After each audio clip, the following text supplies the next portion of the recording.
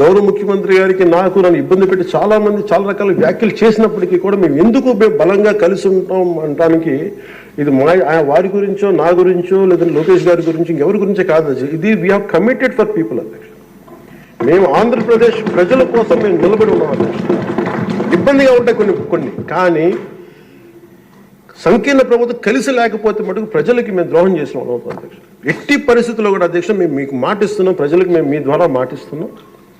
మాలో ఎన్ని ఇబ్బందులు ఎన్ని ఇట్లాంటివి వచ్చినా ఎవరన్నా మాట్లాడిన గౌరవ సభ్యులు ఎవరన్నా మాట్లాడిన మేము ఇట్లా అధిగమించి ప్రజల మన్నను చూరుకొని 15 సంవత్సరాలు ఖచ్చితంగా మా ఎన్డీఏ ప్రభుత్వం ఉంటుంది.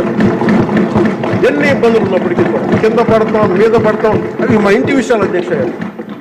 అవి మన ఇంటి విషయాలు, అవన్నీ మన ఎన్డీఏ కూటమి విషయాలు, మన కుటుంబ విషయాలు.